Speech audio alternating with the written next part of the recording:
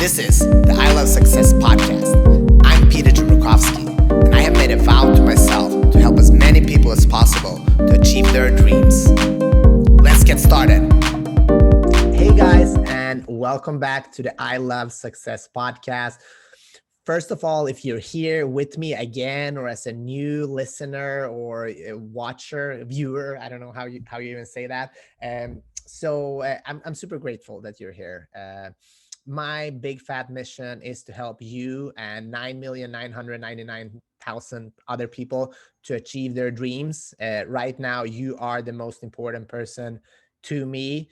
In order to get most of this conversation that we're going to have today, I would advise you to, have a delicious cup of coffee or something you really enjoy, a paper and pen, because it's going to be a whole bunch of good stuff that I am confident that you can use in your life to improve right after this show. This is why we do it. Otherwise, it's just two guys and girls talking, which is also awesome. But if we can share this, and if you can get like at least one or two good things that can improve your life, I'm super grateful for that, and that makes me happy.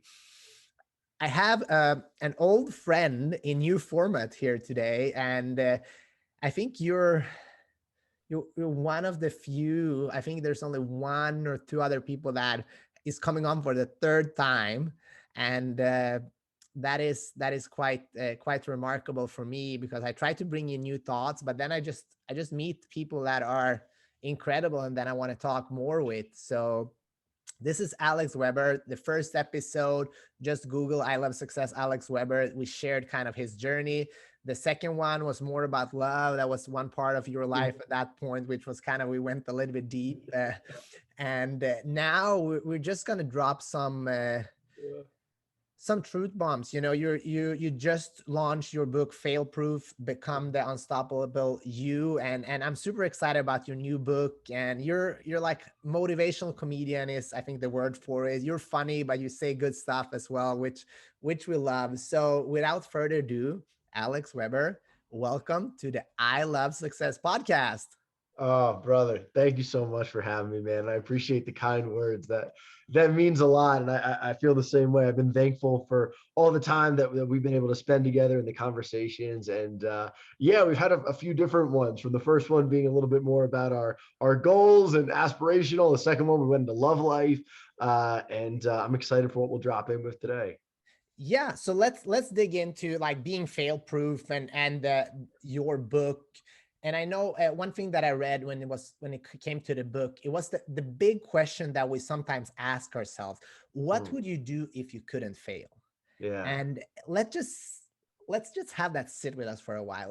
Being that unstoppable you, or that person that just walks out in the world and lives life. And we've all met those people, and I gotta tell you, Alex, you're I'm like, fuck, I want to be that person. And some days I feel like I am that person. Some days I don't feel like that person at all.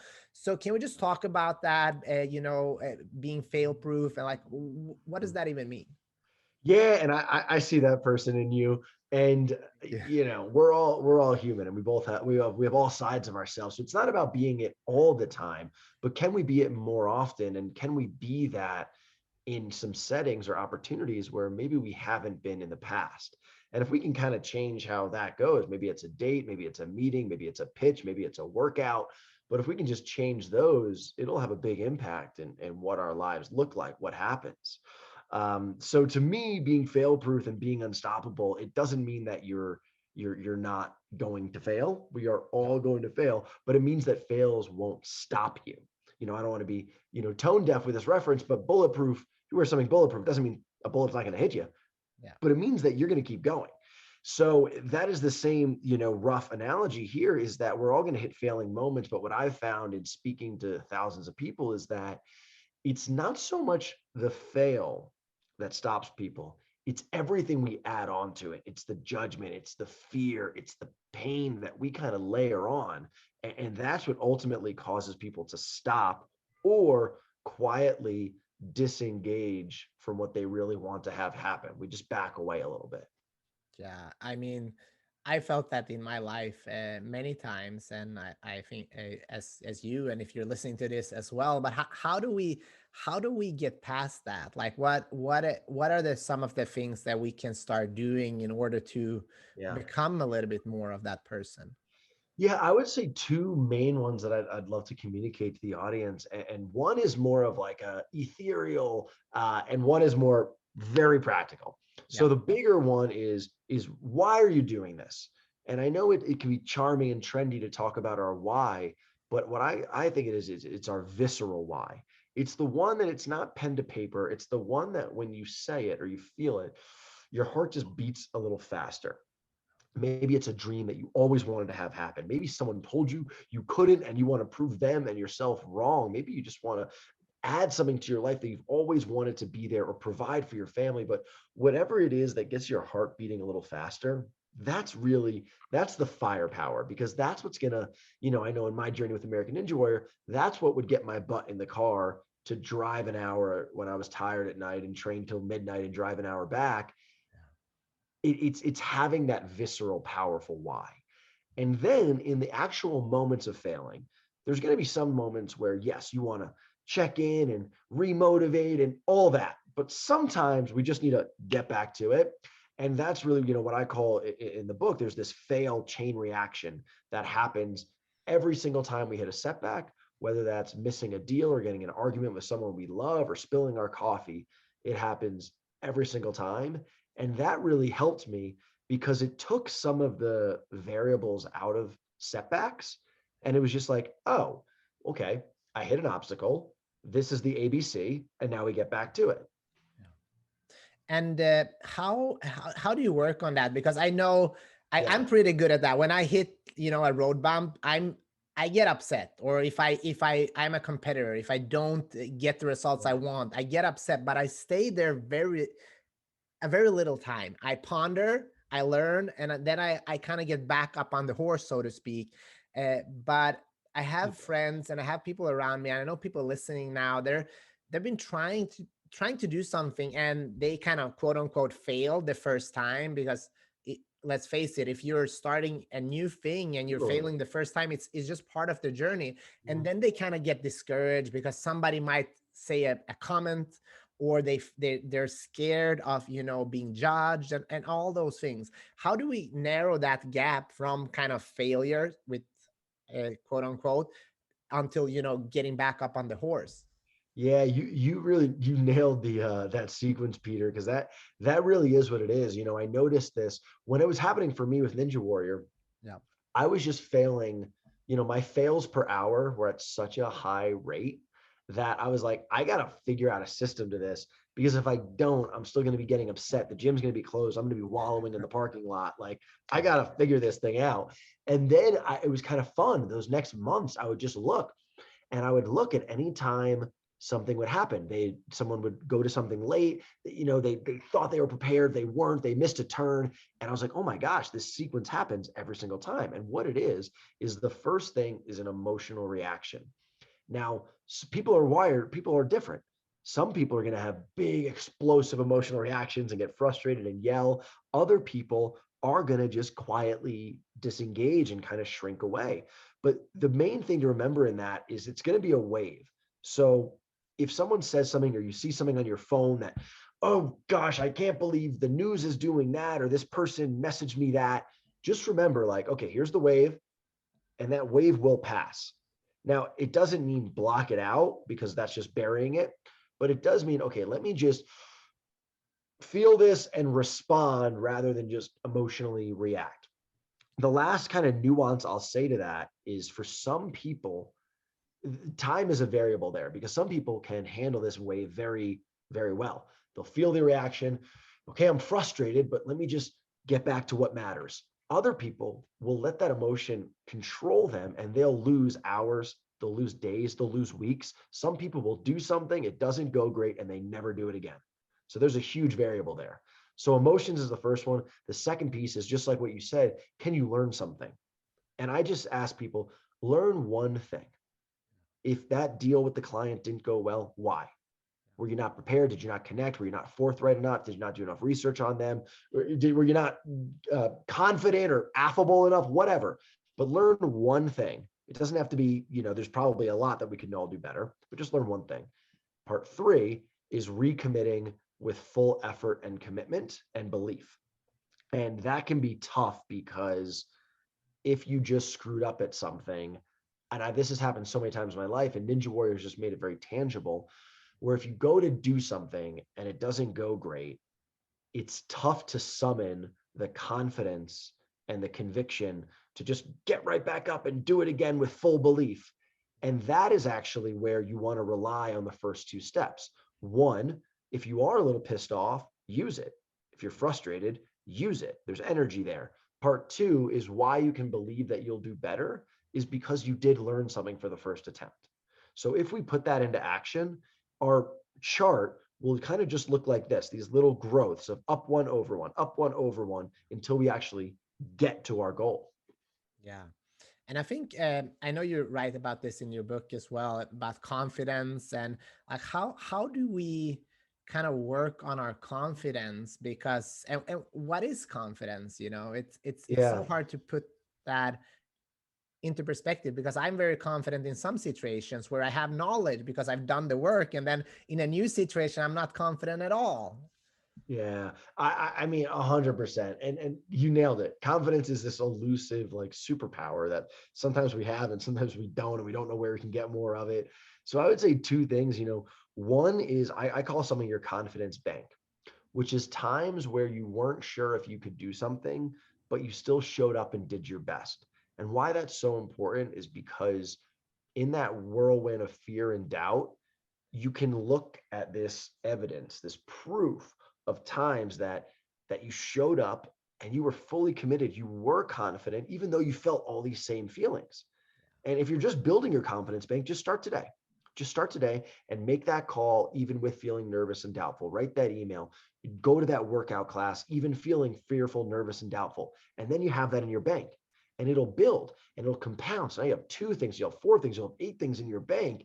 And so as fear and doubt and nerves start going crazy again, you'll be like, yeah, but you always do this. You always go crazy. And here's all the times where you were going crazy and I still did it. So if I did it then, I can do it now. That has really been a game changer in my own life as someone who's struggled with confidence. Yeah, no, that's great. And I think one thing that I believe that a lot of people can do struggle with is the comparison. We always, and I'm working on this myself. I know early on in my career as a martial artist and competitor, I Mhm. always compared myself to others, which made it a very painful Yeah. experience. But the better I got, and like kind of now I'm more making like a game how I can become better in different ways. But it was a very long and painful journey. So hopefully I'm relying on you here to shorten that gap for the listeners here. Well, you're saying comparison, right? Yeah, It's to tough. others. And there's definitely some disciplines where comparison can really fire up more. But even as I say that, we're always going to compare. And what I mean is, martial arts, it's very 1v1. You have rankings. And, I work with a professional golfer and that's very ranked and measured. So it's easy to compare in American Ninja Warrior. But we all have that, right? You see Susie got a bigger deal or Billy's got a bigger car, and we're all going to compare. Oh my gosh, how is Tommy that charming or funny? So we're always going to compare. I think that's natural. I would like there is firepower in it because I don't think it's right to simply put on blinders and say, well, I'm just going to do me and wherever I'm at is wherever I'm at. I actually don't think that's right. But we need to make sure that what we're grabbing from other people is, so if Susie closed that deal, okay, and that fires you up to go and close more deals. If that fires you up to learn what Susie's doing, then it's really powerful. As long as it's not destructive, as long as, and I felt this, we're human, as long as it's not being jealousy or contempt, or it distracts you away, or it causes you to back away from what matters because, oh, Susie closed 5 deals, I'm not going to do it. So I think it's very important to be grounded and focus on ourselves, but to learn and to take in motivation from other people. Um, It's just making sure that we use that as a powerful positive force and not a destructive negative one. And how do we do that? Because I think that's $1 million question. It's hard, right? Yeah. Because sometimes, I mean, it's normal to sometimes feel like, oh, I'm doing everything right, but why are everybody else, living their best life, and I'm here, still struggling, and you get a little bit jealous, and you build some type of resentment instead of like having the positive and uplifting, friendly competitiveness, so to speak. Yeah, I remember a few years ago when my really full-time focus was doing TV hosting and stand-up. I remember that a buddy, a friend, right? So this is not even someone just random off the internet. This is a friend. I like him. I have, he's a friend. He had some really he posted some video and it did phenomenally, and it like blossomed into this amazing success. And I remember it was in the morning. I looked at my phone first thing in the morning, which, come on, we all got to stop doing that. I'm about 50-50 with a really grounded, beautiful morning of meditation and journaling and chanting, and then a 50% of like, oh, scroll hole. So I'm human. Come on now. I feel you. Uh, but a few years ago, I see that, I'm like sleepy eyed, I'm looking at it. And my initial feeling was inadequacy, which is really fear, right? I'm basing out of fear of, oh no, whoa, I'm not going to have enough. He's doing, and all these like really thick, negative emotions. And then this thought popped in. I was like, just try being happy for your friend. And I just like put it on like a shirt. I was like, let me just see what it feels like to be happy for a person I like doing well. And it just felt so much better from a like cellular body heart place. And I've always remembered that. And it doesn't mean we're going to be perfect with it. We're flawed creatures, right? We're going to have envy. We're going to have longing and coveting and all that stuff. But simply just from like a foundational, being excited for someone just feels better. And I also think it can be motivating of, oh wow, look at what they're doing. That might be possible for you to do, for me to do. Yeah. No, I like that, and I think if we can reframe things, like the mind is so amazing because we can reframe things to something really positive, if Yeah. we want to, especially on our best days. But I know the thing with the morning, it was funny that you said that, because I think we're more sensitive to our feelings and emotions. We're just Totally. like, hey, what's going on? A million view while I was sleeping. Come on, man. Yeah, yeah, yeah. So yeah, I get that. One thing that I'm curious in regards to, daring to fail. There's people here listening on this show that are they reach a certain level of success, and they want to take their life to the next level.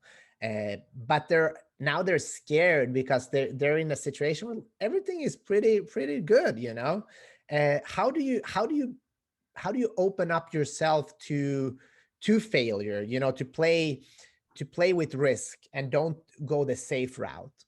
Yeah, well, one, how I define failure is expectation versus reality. Yeah. And that's really all it is. Yeah. We layer on shame and guilt and judgments from other people and ourselves, but it's just you expected something to go this way, and the reality was that it was this. And that gap is what a fail is. But I think the important question, if I'm hearing correctly, is, let's say you have risen to a point where you're on a path that is is great or is pretty good, and maybe other people are relying upon you. Maybe you have family members, maybe you have kids, you have a house, and all of this. And I always remember this quote: good is the enemy of great. Good is the enemy of great. And it's, pretty good is, I think, very tempting. It's very tempting because it's safe and it's pretty good. It's not terrible. If it was terrible, we'd do anything to change it, but it's pretty darn good. But that is the enemy of what we really want and great. And so I would just say to anyone listening, first, gift yourself time to simply look at your life and yourself and just say, where is this pretty good? Where would I want this to be great? And maybe it's okay, maybe it's health and wellness, fitness, maybe it's love and a romantic connection, maybe it is business, maybe it's lifestyle, but gift yourself that freedom. And then, this is the truth, is there is a balance to this world. And so yes, something will have to give. But then you can look at your life now that you have clarity and you're like, you know what? I need more time with my family. you know what? I need a passionate outlet. I need to do my own pursuit or whatever it is outside of my company or whatever it is. Now that we have clarity that we know are inarguable, gotta have it, then we can look at our lives and be like, all right, where can I get that time? Where can I get those resources? Where can I get that energy from? So now if we're looking at, maybe it is, oh, I'll watch that movie on a Monday night. Well, now that movie might be going head to head with that time that you could spend with family, that time that you could do this passionate pursuit that you really want. And so the movie becomes less attractive because it's clearly going to head with the thing you really want. But it all begins with being clear and what I call brave honesty, which is bravery to look at ourselves and our lives and just say, this is something I really want, or I'd want to be better. Yeah, no, I love that. And what do you do if you feel like you don't have time to think about this shit? Um, This is, I mean, I always get the best ideas when I kind of on vacation, when I get to sure. contemplate and kind of, or when something, or when I get a failure, quote unquote, because it forces me to rethink and restructure. So yeah, Yeah. It's such a good point. This is going to sound silly, but it's really not. Some of the like grab it times I think are right when you wake up, yeah, right when you go to bed. And there's science to back all of this, of the state that you're in and theta and all of that. Right when you wake up, right before you go to bed, listen to those, whatever's coming through there. Shower, because you don't have this. yeah, Shower is a beautiful one. And driving, because it occupies part of your brain. So you get in a meditative state and you can free and creatively think. So those are 4 times. And also, if you go for like a little walk and you get the body going, these may sound eye rolly, like, oh my gosh, that's so simple. And it's these moments that we do need to seize. And I'm reminding myself as well, because if we don't, there's so much pressure to be productive, efficient, aspirational, achieving, or just noise, right? How many apps do we all need to check a day? 9 to stay up to whatever. So I would just say, if you're looking for time to explore, really be precious about those moments. awesome. Just a couple of more questions, Alex. Yeah, Your book, man. yeah, this is so fun. I love your questions. They're great. Your book, like, can you just share, like, why should people pick it up right now or go to Amazon and just order it? Like, what is the, like, the main takeaways that we want to people to read this book for? Yeah, I appreciate you asking that. It was something where I didn't want to write it until I felt like it was really the right time. And there kept being more and more chapters of my life that I wanted to include. And this year, with competing on American Ninja Warrior for the second time and just all the experiences that led up to it with hosting and speaking, and this was the best of everything I have lived, learned, seen successful people do. I've guinea pigged and tried myself. So this truly is the best of my life, is in the book. And I really felt very honored that people would read this at some point. So that I didn't take it lightly in writing this book.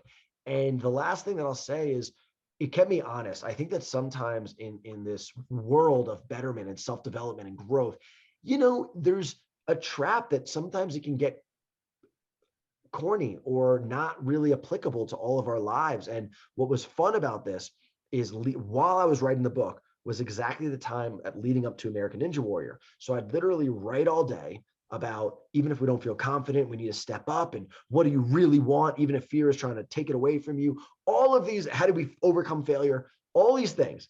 And then I would drive an hour, train until midnight, flinging off obstacles with elite competitors, like looking, and I'm like, what are they thinking? Do they think I'm good? Do they not think I'm good? Oh no, my hands are ripped, but you got to get up back up there. And then I would drive back home and I would rewrite what I had wrote to make sure that it was honest to what it actually feels like. So that, if you are looking for the best piece of advice, that or best feedback that I've gotten from people who've read the book, is that it feels like it's coming from a friend. Yeah. That's what I wanted. So if you could benefit from a friend to get your back and help you along to bring some cool things into your life, I hope you'll pick it up. Boom, fail proof, become the unstoppable you. Go to Amazon or wherever you pick up your books and get it now. And this is not me saying that to just for you to buy a book. It's me saying that from a person that I know, and that he's walking the talk, and he's taught a lot about these. I mean, people don't know, but we always meet at the beach during sunsets, and Yeah. I know, I feel you. We There's a lot of thought behind that. So I love that. And now you're in Colorado. Good for you. I'm very happy for you, Yeah. and your life, how it's progressing. The final thing, Alex, what's your favorite song right now? Ooh. Okay, this one popped in. So it's a song. Oh, let me see if I can find out who sings it. It's uh, it's a song called Colorado, and I think why I've been rocking out to it is when I was like not sure if I wanted to move here or whatever, if it was possible. If it was possible, I knew I wanted to, but I was like, I would listen to this song and it would just fire me up. And so now I get a kick out of listening to it while driving in the mountains in Colorado. It's just another one of those things where don't believe your doubt and your fear. If you want to make something happen, make it happen. I love it. Yeah, and I would ask you to sing it, but I don't know if you know it. Nobody wants that. Colorado, Colorado. We'll check it out on Spotify instead. Alex, thank you so much. Check out the Sure. book. Check him out. It's Instagram. I am Alex Weber, right? Yeah, I'm With Max one Weber. B.